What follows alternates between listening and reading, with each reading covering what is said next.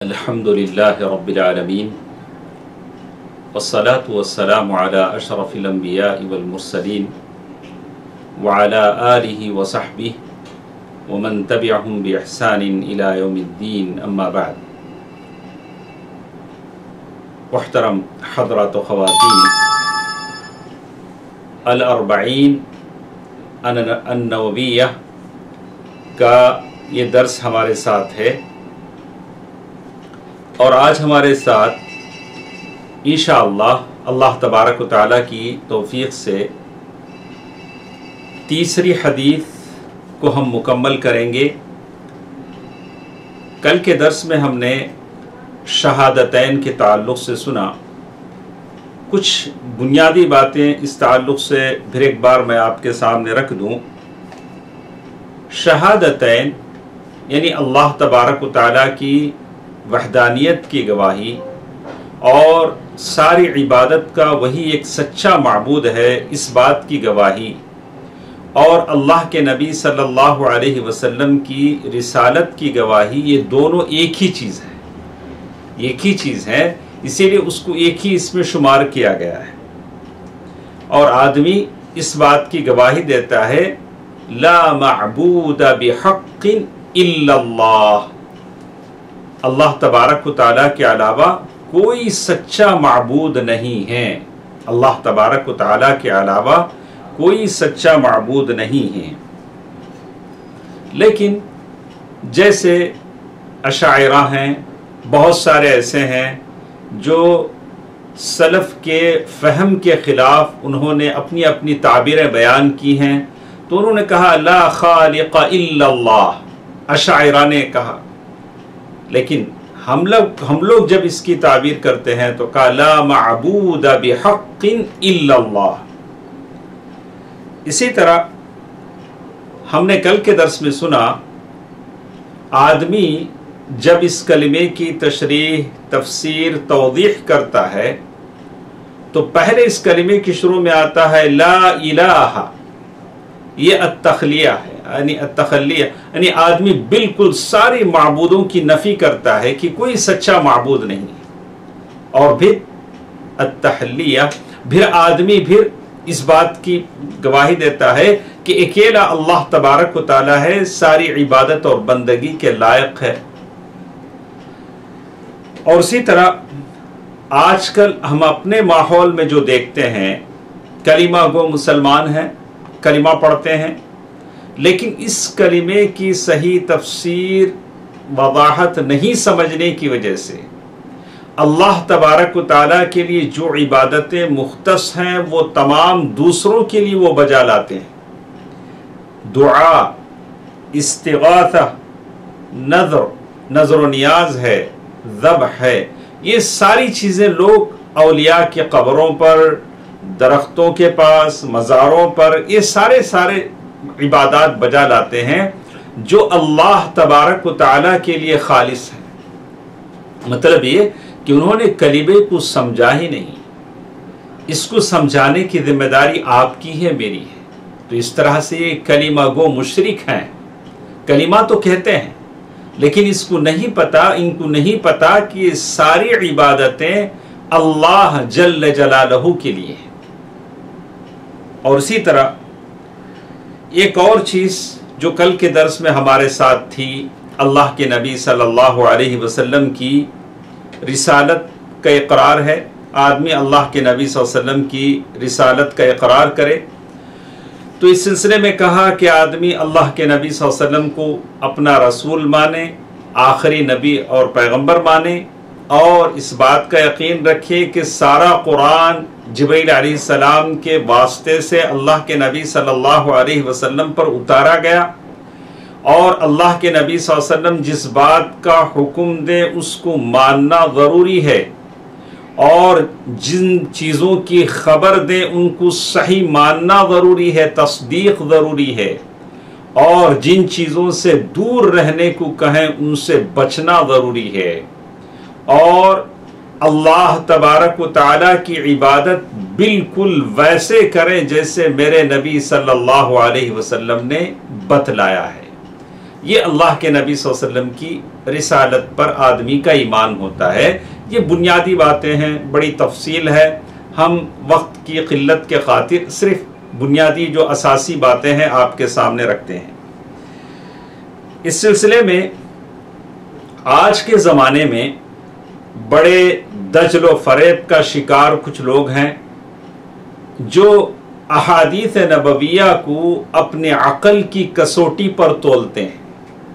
ہمارے عقل میں اگر اللہ کے نبی صلی اللہ علیہ وسلم کے فرمودات سمجھ میں آتے ہیں تو وہ حدیث صحیح ہے، اگر سمجھ میں نہیں آتی ہے تو وہ حدیث صحیح نہیں ہے، ہم نہیں مانتے ہیں۔ تو بہت سارے ایسے لوگ ہوئے، الگ الگ زمانے میں الگ الگ لوگ، الگ الگ جگہوں پر الگ الگ لوگ ہوئے، جیسے شیخ محمد الغزالی ہیں اور یوسف القرضاوی ہیں، انہوں نے اپنی اپنی کتابیں لکھی۔ جیسے انہوں نے کتاب لکھی السنہ و اہلھا، اس میں کئی باتیں انہوں نے ایسی لکھی۔ اور ہم جس شہر میں بستے ہیں، جہاں کے لوگ ہیں، یہاں بھی کچھ لوگ ایسے ہیں جن کی سمجھ میں کچھ حدیثیں نہیں آئیں، انہوں نے اسے ماننے سے انکار کر دیا۔ ہماری عقل بہت چھوٹی ہے، اللہ کے نبی صلی اللہ علیہ وسلم کی حدیثوں کو ہماری عقل پر تولا نہیں جاتا۔ اسی لیے میں ہمیشہ لوگوں سے کہتا ہوں، امام مالک رحمہ اللہ یعنی کہتے ہیں کہ ہم اگر یہ سمجھتے ہیں کہ دین میں، یعنی سب سے پہلے میرا اور آپ کا یہ ایمان ہے کہ دین مکمل ہو چکا ہے۔ اللہ تبارک و تعالیٰ نے آیت نازل کر دی الیوم اکملت لکم دینکم، یعنی اللہ تبارک و تعالیٰ نے آیت نازل کر کے بتا دیا کہ دین کامل ہے، مکمل ہے، بالکل۔ اب اس میں کسی طرح کی زیادتی کی کوئی گنجائش نہیں۔ اگر ہم سمجھتے ہیں کہ دین میں کوئی کمی رہ گئی ہے تو امام مالک رحمہ اللہ کی اس بات کو غور سے سنے۔ انہوں نے کہا من ابتدع فی الاسلام بدعتا، اگر کوئی شخص دین میں نئی بدعت ایجاد کرتا ہے، کسی طرح کی بھی، بہت ساری بدعتیں ہیں ہم لوگ دیکھ رہے ہیں، عبادات میں، شادیوں میں، عبادت کے نام پر، دین کے نام پر، لوگ کئی بدعتیں ایجاد کرتے ہیں، کہتے ہیں کہ اچھا کام ہے، خراب کام تھوڑی ہے، اچھا کام ہے۔ امام مالک رحمہ اللہ نے کہا من ابتدع فی الاسلام بدعتا، اسلام میں اگر کوئی شخص نئی بدعت ایجاد کرتا ہے، فرآہا حسنہ، یہ سمجھ کر کہ یہ اچھی بات ہے، اچھی چیز ہے، اللہ اکبر، ایسا شخص نبی رحمت صلی اللہ علیہ وسلم کو متہم کر رہا ہے، اللہ کے نبی صلی اللہ علیہ وسلم کو مورد الزام ٹھہرا رہا ہے۔ کس بات کا؟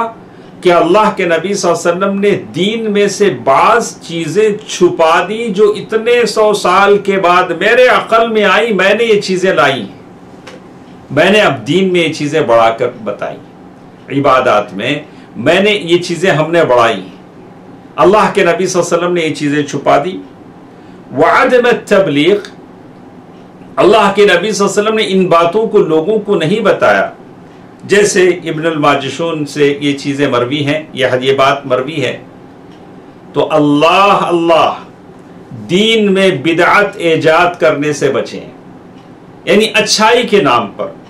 ارے لمبی نمازیں بغیر سنت کے آدمی بغیر اس کے پڑھ رہا ہے اور سمجھ رہا ہے غلط کیا کر رہے ہیں، اچھا ہی تو ہے، آدمی کہہ رہا ہے کہ ہم اچھی چیزیں ایجاد کر رہے ہیں۔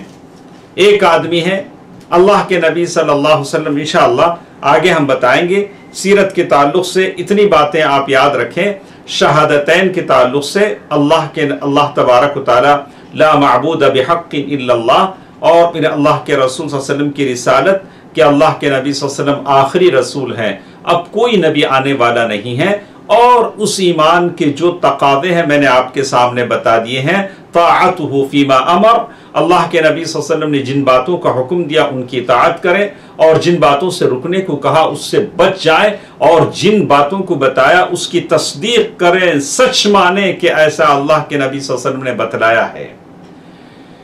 اور پھر इबादत उसी तरीके पर करें जो तरीका नबी अकरम सल्लल्लाहु अलैहि वसल्लम ने मुझे और आपको बतलाया है। चलिए देखते हैं कि इस हदीस में अर्बईन अन्नवविया तीसरी हदीस हमारे साथ है, जो अब्दुल्लाह बिन उमर रज़ियल्लाहु अन्हुमा से मरवी है। इस हदीस में शहादतैन के बाद पहली चीज जो यहां बयान हुई है वो नमाज है। वो नमाज है, अल्लाह अल्लाह। नमाज जिसके बारे में जुमहूर अइम्मा का है, अगर इस्लामी सल्तनत हो, अगर कोई नमाज का इनकार कर दे, छोड़ दे और नमाज को तस्लीम न करे और बोले कि मैं पढ़ता नहीं हूं, तो उसे 3 दिन मोहलत दी जाएगी, और 3 दिन के बाद अगर वो तौबा करके नमाज नहीं पढ़ेगा तो इस्लामी सल्तनत में उसे कत्ल कर दिया जाएगा, सिवाय इमाम अबू हनीफा रहमतुल्लाह की। उनकी राय इस बारे में अलग है। लेकिन ये कि कत्ल किया जाएगा तो किस हद पर कत्ल किया जाएगा, इसमें माबैन इख्तिलाफ है। अलगज़ तो हमें बताते हैं कि यहां नमाज के बारे में कहा वख्तलफ अहलुस्सुन्नह फ़िस्सलाह, अगर कोई शख्स नमाज छोड़ता है सुस्ती से, काहिली से, तो क्या वो मुसलमान बाकी रहेगा? नहीं बाकी रहेगा। जुमहूर अहलुस्सुन्नह कहते हैं कि अगर कोई सुस्ती से, काहिली से, यानी एक आध बार की बात अलग है, अगर कोई इसे अपना वतीरा बना ले, बिल्कुल कुफ्र की हद तक पहुंच जाए, तो उसका इस्लाम बाकी नहीं रहता। जैसे उन्होंने कहा क्या फलैस लहु इस्लामुन, उसका कोई इस्लाम बाकी नहीं रहता। नमाज के ताल्लुक से इतनी बड़ी बात है, नमाज का हम एहतमाम करें। अल्लाह अल्लाह, इस बात को अच्छी तरह याद रखें, नमाज को ज़ाय करने का मकसद, माना यह नहीं है कि आप नमाज छोड़ दें। नमाज को ज़ाय करने का मतलब यह है कि आप नमाज को टाल कर पढ़ें, उसकी वक्त पर न पढ़े तो आप नमाज को टाल कर पढ़ने वाले, नमाज को ज़ाय करने वाले।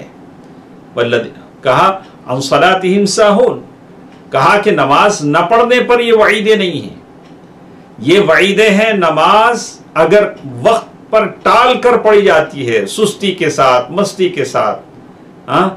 कामू इलस्सलाति कामू कुसाला युराऊन अन्नास वला यज़कुरून अल्लाह इल्ला कलीला, तो उनके लिए बातें हैं। तो मालूम यह होता है कि नमाज एक बदनी इबादत है जिसमें आदमी दुआएं पढ़ता है और रुकू और सुजूद करता है, अल्लाह तबारक व तआला के सामने खड़ा होता है, और नमाज वक्त पर मुकर्रर है, जैसे कुरान मजीद ने कहा अक़िमिस्सलात लिदुलूकी शम्स, सूरतुल इसरा आयत नंबर 70 पर 8, और अल्लाह ने सूरतुल माइदा में आयत नंबर 50 पर 5 में भी कहा वाक़ीमुस्सलात, कहा कि तुम नमाज को कायम करो और ज़कात दो।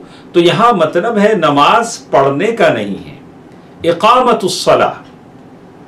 अल्लाह के नबी सल्लल्लाहु अलैहि वसल्लम अगर चाहते तो इस तरह से भी ताबीर कर सकते थे कि नमाज पढ़ो, कोई और ताबीर भी हो सकती थी, लेकिन अल्लाह के नबी सल्लल्लाहु अलैहि वसल्लम ने उसी अंदाज में बयान किया जैसे अल्लाह ने कुरान में बयान किया, नमाज को कायम करना। नमाज को कायम करना कब होता है? अल्लाह के नबी सल्लल्लाहु अलैहि वसल्लम की सुन्नत के मुताबिक आप नमाज को कायम करें। अगर कहा कि अल्लाह के नबी सल्लल्लाहु अलैहि वसल्लम तकबीर तहरीमा में दोनों हाथों को कांधों के बराबर उठाते थे और फिर सीने पर बांध लेते थे, अगर आदमी इसके अलावा भी अगर करता है दूसरे तरीके से, तो हम कहेंगे कि नमाज तो हो जाती है लेकिन उसका अजर कम हो जाता है, इसलिए कि उसकी नमाज नबी रहमत सल्लल्लाहु अलैहि वसल्लम के नमाज के तरीके के मुताबिक नहीं है। सल्लू कमा रअयतुमूनी, तुम वैसे नमाज पढ़ो जैसे तुमने मुझे नमाज पढ़ते हुए देखा है। तो नमाज वैसे पढ़ी जाती है जैसे नबी रहमत सल्लल्लाहु अलैहि वसल्लम ने पढ़ा है। चलिए देखते हैं, यहाँ ये बात समझ में आती है कि सहाबा इकराम रिज़वानुल्लाहि अलैहिम अजमईन नमाज छोड़ने को कुफ्र समझते थे। जैसे शकीक बिन अब्दुल्लाह, वो तिरमिज़ी की रिवायत है, कहा कान अस्हाब सहाबा इकराम रिज़वानुल्लाहि अलैहिम अजमईन ला यरौन शैअन मिनल अअमाल तर्कुहा कुफ्रुन गैर अस्सलाह, नमाज छोड़ने वाले को काफिर समझते थे। शहादतैन के बाद नमाज का ये मुकाम है। अल्लाह अकबर, हमने ऐसी नमाजें छोड़ी और आज ऐसी हालत है कि हम तरसते हैं कि अल्लाह के बारगाहों में जाएं, وہاں سجدہ ریز ہوں، لیکن آج ہم کو وہ موقع نہیں ہے۔ ہم نے مسجدوں سے دوری اختیار کی، اللہ تبارک و تعالیٰ نے ہم سے اس مسجدوں سے دور کر دیا۔ منبر و محراب تڑپ رہے ہیں، مصلی نہیں ہے۔ تو آدمی اللہ جو بھی وقت ملے، آدمی اللہ تبارک و تعالیٰ سے اس وقت کو غنیمت سمجھے، نعمت سمجھے اور عبادتیں بچا لائے۔ اسی لیے کہا گیا کہ تمام لوگوں کا، جمہور کا یہ ہے کہ فَالصَّلَاةُ، اگر آدمی نماز اگر بغیر سستی سے، کاہلی سے اور انکار کے طور پر چھوڑ دیتا ہے تو یہ کفر ہے۔ یہی بات اللہ تبارک و تعالیٰ نے قرآن مجید میں کہی، مَا سَلَكَكُمْ فِي سَقَرَ قَالُوا لَمْ نَكُ مِنَ الْمُصَلِّينَ، تم جہنم میں کیسے آئے؟ تو کہا کہ ہم نماز نہیں پڑھتے تھے، ہم نماز پڑھنے والوں میں سے نہیں تھے۔ دوستو عزیزو، ماں اور بہنوں، نماز کا بڑا مقام ہے، اس لیے کہ آپ اللہ تبارک و تعالیٰ کے سامنے کھڑے ہوتے ہیں۔ اسی لیے بعض حدیثوں میں کہا گیا، ان بین الرجل وبین الشرک والکفر ترک الصلاۃ، یعنی آدمی کے کفر اور شرک اور کے بیچ میں جو فرق ہے ایمان کا، کہا کہ نماز کا چھوڑنا ہے۔ آدمی نماز چھوڑتا ہے تو کافر ہو جاتا ہے۔ جیسے اور حدیث میں کہا العہد الذی بیننا، کہا کہ وہ عہد جو ہمارے اور دوسروں لوگوں کے بیچ میں ہے وہ نماز ہے، جو نماز چھوڑتا ہے وہ بڑے کفر، یعنی کفر، ایسا کفر جس سے آدمی ملت سے خارج ہو جاتا ہے۔ آدمی کو توبہ کرنا چاہیے۔ یہاں ایک بات اور بتائی گئی کہ بار بار اس حدیث میں ایک بات کہی گئی، اقامت الصلاۃ، اقام الصلاۃ یعنی نماز کو قائم کرنا۔ نماز کو قائم کرنا کیسے ہوتا ہے؟ ایک نماز ہوتی ہے، عادتاً آدمی مسجد میں جاتا ہے، جلدی جلدی جیسے ہو سکے آدمی نماز پڑھتا ہے اور آدمی آ جاتا ہے۔ جیسے بعض فقہی مذاہب میں ہیں کہ اعتدال کی ضرورت نہیں ہے سجدے میں، ایک سجدے میں جانے کے بعد فٹ سے آپ اٹھیں گے اور سنبھلیں گے بھی نہیں کہ دوسرے سجدے میں چلے جائیں گے۔ بولا کہ نہیں، کوئی اعتدال کی ضرورت نہیں، جیسے چاہے نماز پڑھ لو۔ نہیں، یہ نماز کو ضائع کرنا ہے، یہ نماز کو ضائع کرنا ہے۔ کہا المقصود ان تقام علی، کہا کہ تم اس کے پورے ارکان کو لحاظ کرتے ہوئے تم نماز پڑھو، میں نماز پڑھوں، اس کے واجبات کا خیال کرتے ہوئے، اس کے شروط کا خیال کرتے ہوئے، اخلاص کے ساتھ میں اللہ رب ذوالجلال کے سامنے ٹھہرا۔ اسی لیے کہا کہ مسجد جاؤ بھی تو اچھے کپڑے پہن کر جاؤ، ہاں اچھے کپڑے پہن کر جاؤ، یعنی پورے ایسا ساتر کپڑا پہن کے جاؤ، اللہ کے سامنے کھڑے ہونے کے لیے جا رہے ہو، پورے اطمینان کے ساتھ، اور بغیر عذر کے وقت ٹال کر نماز نہ پڑھو، ہاں، اور جماعت کے ساتھ نماز پڑھو، تب ہوگا کہ آپ نے نماز کو قائم کیا۔ یہ ساری چیزیں دوستو عزیزو، اس معاملے میں ہمارے سے بڑی بے ڈھنگیاں ہوتی ہیں، بڑے عجیب نمازوں کی حالت ہماری ہے۔ ہماری نمازیں ایسی ہیں کہ اللہ تعالیٰ میرے اور آپ پر رحم فرمائے، اور اسی لیے کہتے ہیں الذی، وہ آدمی جو وقت ٹال کر نماز پڑھتا ہے، ایک نماز کا وقت ہے یہاں سے یہاں تک، کہا بغیر عذر کے اس کی نماز باطل ہے، اس کی نماز باطل ہے۔ اس لیے کہ اللہ تبارک و تعالیٰ نے قرآن مجید میں کہا، سورۃ النساء آیت نمبر 103، ان الصلاۃ کانت علی المؤمنین کتابا موقوتا، یعنی نماز مومنوں پر وقت مقررہ پر فرض ہے۔ اگر وقت ٹال کر پڑھتا ہے تو یہ غلط ہے۔ اگر آدمی اپنی مرضی سے نماز پڑھتا ہے، من میں جب آیا جیسے آیا پڑھ لیا، تو یہ اقامت الصلاۃ، اللہ کے لیے آپ نے نماز نہیں پڑھی، اپنی مرضی کی نماز پڑھی، دل کہیں اور ہے، ہاتھ کہیں اور ہے، اور آپ کی نگاہیں کہیں اور ہیں، آدمی نماز پڑھ رہا ہے۔ تو جیسے کہا یہ نماز ہے، آدمی یہ چیز ہے جو آدمی اس کی نماز کو ضائع کرنے والا ہے۔ ہاں، اگر کسی کے پاس عذر ہو، اگر سو گیا ہے، بھول گیا ہے، یا کوئی جمع بین الصلاتین کرنے والا ہے، وہ وقت کو ٹال کے پڑھ سکتا ہے۔ ایک جدید زمانے میں کچھ لوگ ایسے بھی پیدا ہوئے، انہوں نے کہا کہ نماز دن میں 5 وقت کی نمازیں فرض ہیں. ہاں تو چلو ہم ایسا کرتے ہیں، ایک ہی وقت میں ساری نمازوں کو ملا کر پڑھ لیتے ہیں. دن بھر نماز نہیں پڑھے، فجر نہیں، ظہر نہیں، عصر نہیں، مغرب نہیں. رات میں کھانا وانا کھا کے عشاء کی نماز کے وقت کھڑے ہوئے، کہا کہ فجر کی نماز سے لے کر پوری 5 نمازیں ایک ہی مرتبہ پڑھ لی. اور ان کا استدلال یہ تھا، الذی یقبلها متفرقہ یقبلها مجتمعہ. وہ لوگ کہتے تھے ارے جو اللہ فرض نمازوں کو الگ الگ ٹائم پر قبول کرتا ہے، وہ اللہ ساری نمازوں کو ایک ہی وقت میں قبول کر سکتا ہے. چلو ساری نمازوں کو ہم ایک ہی وقت میں پڑھ لیتے ہیں. یہ دین کے ساتھ مذاق ہے، یہ دین کے ساتھ مذاق ہے، باطل ہے، العیاذ باللہ. اللہ تبارک و تعالیٰ نے جس نماز کو جس وقت فرض کیا ہے اسی وقت آپ کو مجھے پڑھنا ہے. میں اپنی مرضی سے نمازوں کو نہیں پڑھوں گا. ایک دوسری چیز اس حدیث میں جو ہمارے ساتھ ہے، زکوٰۃ ہے. زکوٰۃ یہ مالی عبادت ہے.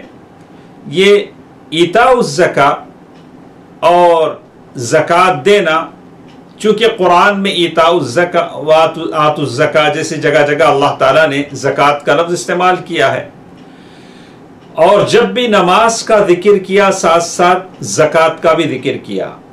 یہ مالداروں کے مالوں میں یہ واجب حق ہے جو غریبوں کا ہے. اگر آدمی اچھے طریقے سے دیتا ہے تو دے دیتا ہے، اگر بخیلی کی وجہ سے نہیں دیتا ہے، وہ اسلامی سلطنت میں رہتا ہے، تو زبردستی اس کے مال سے زکوٰۃ لے لی جائے گی.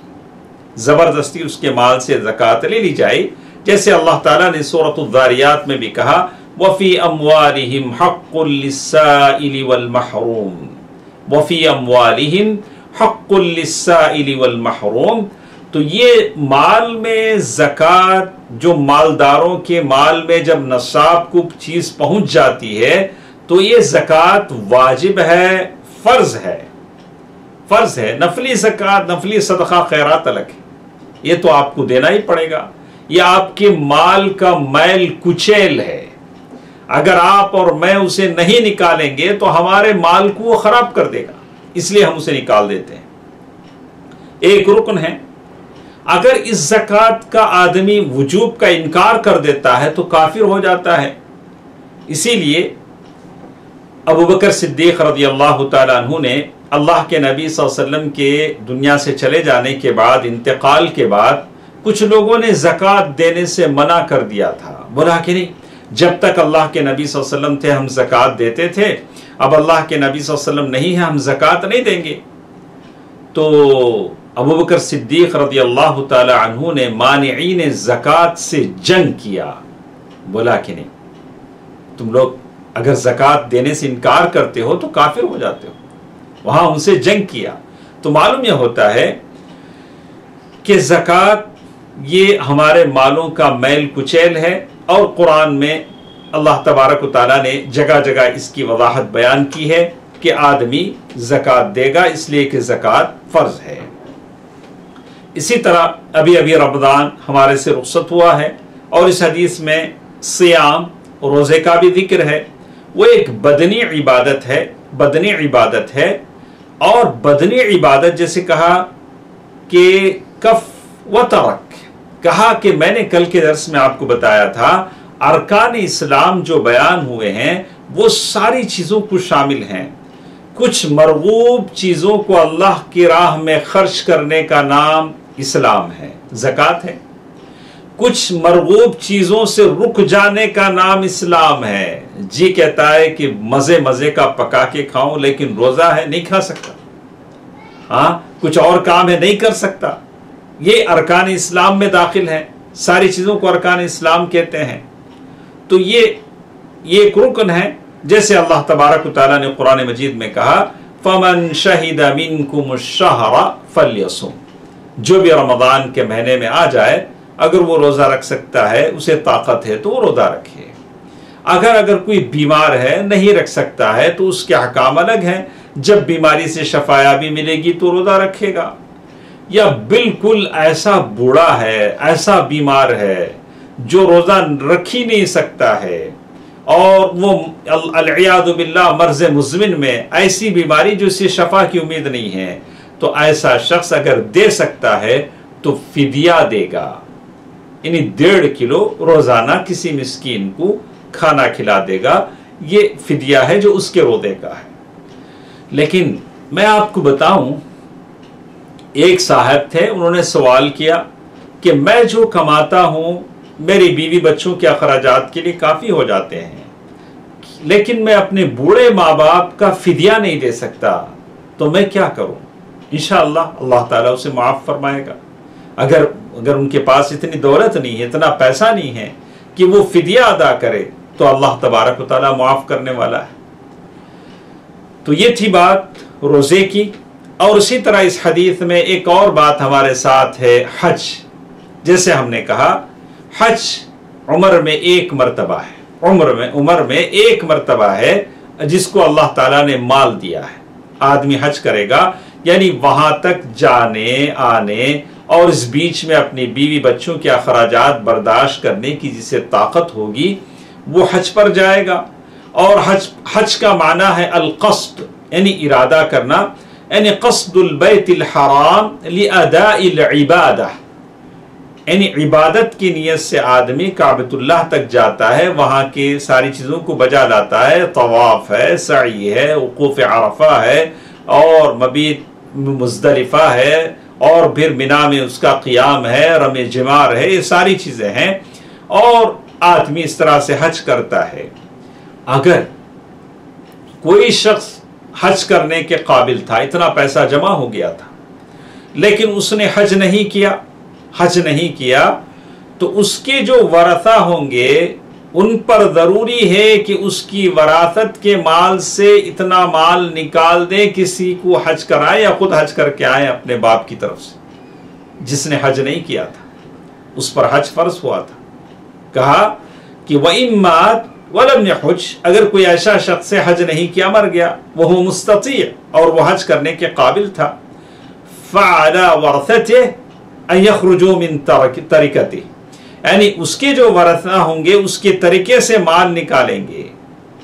لیکن اگر کوئی اتنا بوڑھا ہے، جیسے ایک صاحب نے اللہ کے نبی صلی اللہ علیہ وسلم سے سوال کیا، اللہ کے رسول صلی اللہ علیہ وسلم میرے ابا ہیں، ان پر حج فرض ہے، لیکن اتنے بوڑھے ہیں کہ اونٹ پر چڑھ کر بیٹھ نہیں سکتے، اگر میں اونٹ پر رکھ کر ان کو باندھ دوں تو کہیں گر جائیں گے، تو کیا میں ان کی طرف سے حج کر سکتا ہوں؟ تو اللہ کے نبی صلی اللہ علیہ وسلم نے فرمایا کہ کر سکتے ہو. تم اپنے باپ کی طرف سے قرض ادا کرتے ہو تو یہ اللہ کا قرض ہے، اسے ادا کرو. تو یہ حج ہے. بہت سارے ہیں مختلف بہانے بنا کر. ہاں آج کل کی حالات الگ ہے، اگر کسی مرض کی بنا پر کسی وجہ سے اگر کسی کا نام قرعے میں نہیں آتا ہے، دل میں تڑپ ہے حج کرنے کی، موقع نہیں ملتا ہے، تو بات الگ ہے. لیکن آدمی کی تو نیت ہونی چاہیے، کوشش کرنی چاہیے. اللہ تبارک و تعالیٰ نے جب دولت دی ہے، اللہ تبارک و تعالیٰ کی وحدانیت کی اور اس کی توحید کی اخلاص کے ساتھ اس کی بندگی کی گواہی ہے، اور پھر اللہ کے نبی صلی اللہ علیہ وسلم کی رسالت کی گواہی ہے، اور اللہ کے نبی صلی اللہ علیہ وسلم سے وہ محبت ہے، اور وہاں تقوی کی بنیاد پر اللہ کے نبی صلی اللہ علیہ وسلم کی اللہ تبارک کہا کہ لوگ یہ نہیں دیکھا جائے گا کہ کون کتنا اثر و سوخ کا مالک ہے، لیکن جس کے پاس جتنا تقوی ہے وہ اللہ تبارک و تعالیٰ کے اتنا قریب ہے. تو آدمی ان تمام ارکان کو سمجھے اور عمل کرنے کی کوشش کرے. انشاءاللہ کل ہمارے درس میں چوتھی حدیث ہے جو حضرت عبداللہ بن مسعود رضی اللہ تعالی عنہ کی حدیث ہے. میں تمام احباب سے کہوں گا ابھی اللہ تعالیٰ نے آپ کو موقع دیا ہے، اس موقع سے فائدہ اٹھائیں، دین کا علم حاصل کریں اس سے پہلے کہ آپ مصروف ہو جائیں، پھر یہ وقت آپ کے پاس نہ ہو. اور ایسا علم حاصل کریں کہ میرا اور آپ کا رب ہم سے راضی ہو جائے. ابھی اللہ تبارک و تعالی ہم سے ناراض ہے. اسی طرح یہ ساری چیزیں ہم دیکھ رہے ہیں، یہ بلائیں، مصیبتیں، آفتیں اللہ تبارک و تعالیٰ کی ناراضگی کا سبب ہے. اللہ تبارک و تعالیٰ کو منوانے کی کوشش کریں، اور اس کے لیے ضروری ہے کہ ہم اللہ تبارک و تعالیٰ کی شریعت جانیں، اور جو اللہ تبارک و تعالیٰ کو جتنا پہچانے گا اللہ سے اتنا ڈرے گا. ہماری اور آپ کی حالت یہ ہے کہ ہم نڈر اس لیے ہیں کہ ہم نے اللہ کو پہچانا ہی نہیں. اللہ تبارک و تعالیٰ کی نہ تو عظمت کو ہم نے جانا، اللہ تبارک و تعالیٰ کی جو اللہ تبارک و تعالیٰ کے پاس مومنوں کے لیے جو چیزیں ہیں ان نعمتوں کو ہم نے جانا، یعنی پوری طریقے سے ہم نے ان باتوں کو نہیں جانا. ایک بہت بڑا ذریعہ ہے علم سیکھنے کا. خود ہمارے ساتھ شریک رہیں، اپنے دوست و احباب کو اس کی اطلاع دیں. بس آدھے گھنٹے کا وقت ہوتا ہے، 9 سے 9:30 بجے تک. یہ علم سیکھنے کا بہترین موقع ہے. انشاءاللہ کل ہمارے ساتھ بہت ہی اچھی حدیث ہے عبداللہ بن مسعود رضی اللہ تعالیٰ عنہ کی، جس میں بتایا کہ انسان کی پیدائش کیسے ہوتی ہے، کیسے اس کے بارے میں لکھا جاتا ہے، فرشتہ کیا کیا باتیں ان کے پاس اس کے بارے میں لکھتا ہے. ساری چیزیں انشاءاللہ کل کے درس میں ہمارے ساتھ آئیں گی. اللہ تبارک و تعالیٰ سے دعا ہے کہ اللہ تبارک و تعالیٰ مجھے اور آپ کو کامل ایمان عطا فرمائے. اللہ تبارک و تعالیٰ دین کا علم سیکھنے اور دوسروں کو سکھانے کے اللہ تبارک و تعالیٰ توفیق دے. اخلاص کی دولت سے ہمیں نوازے، اور اتباع پیارے نبی صلی اللہ علیہ وسلم کی سنت کے مطابق دین پر عمل کرنے کی توفیق دے. آمین. والسلام علیکم ورحمۃ اللہ وبرکاتہ.